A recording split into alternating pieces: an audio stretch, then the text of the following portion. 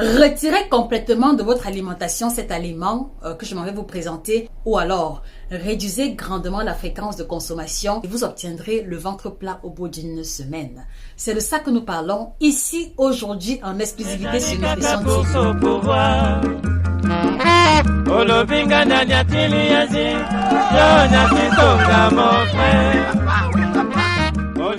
Bonjour à vous fidèles téléspectateurs, j'espère que vous allez bien. Je suis Josica, chirurgienne en nutrition, spécialiste de l'alimentation tropicale. Je vous aide à atteindre votre objectif pondéral et nutritionnel en prenant en considération notre héritage culinaire africain.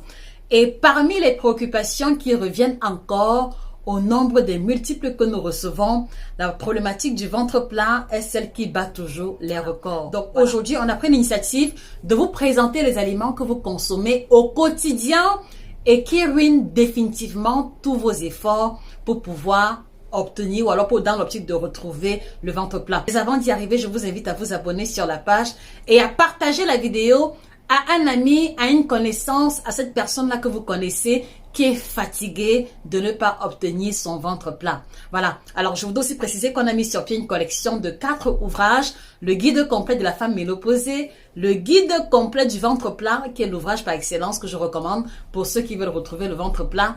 7 aliments à bannir de votre alimentation et les 9 aliments tropicaux qui vous aideront à changer radicalement votre santé. Alors, la première place alimentaire qui est remise en cause ici, fidèles téléspectateurs, il s'agit de la farine de blé raffinée. Je ne vais jamais me fatiguer de marteler cela aussi longtemps que cela sera nécessaire pourvu que vous compreniez. La farine de blé raffinée et tous les aliments dérivés. En l'occurrence, les pâtes alimentaires ordinaires, spaghettis, macaroni, farfalle, le riz blanc, d'accord, le pain blanc, le pain au lait, la brioche, le croissant. Je pense que vous connaissez mieux que moi les différents dérivés de la farine de blé raffinée. Alors, qu'est-ce qui fait que cette classe alimentaire que nous consommons, qui fait même partie de la fondation de l'ossature de l'alimentation de beaucoup d'Africains, qu'est-ce qui fait en sorte que cette classe alimentaire soit remise en question?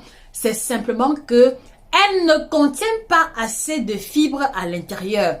Et fidèles téléspectateurs, quand nous parlons de fibres, vous devez voir un impact immédiat avec la satiété, donc la capacité de cet aliment-là à vous rassasier en portions modestes, mais vous devez également voir la fluidité de votre transit intestinal. Qu'est-ce que je veux dire par là? Alors, par exemple, quand vous prenez le demi-pain le matin, un demi-pain blanc, d'accord? Ou alors un pain blanc, parce qu'il y en a qui mangent un pain entier. Voilà, vous allez vous sentir rassasié à l'immédiat, mais 2-3 heures plus tard, fidèles téléspectateurs, vous allez ressentir la sensation de faim.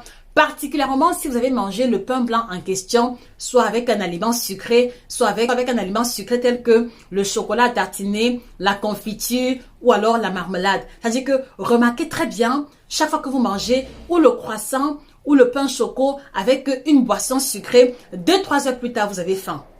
2-3 heures plus tard, vous avez faim. Ce n'est pas un fait du hasard. C'est simplement que comme ils n'ont pas assez de fibres, ils vont être digérés rapidement, d'accord? Ils vont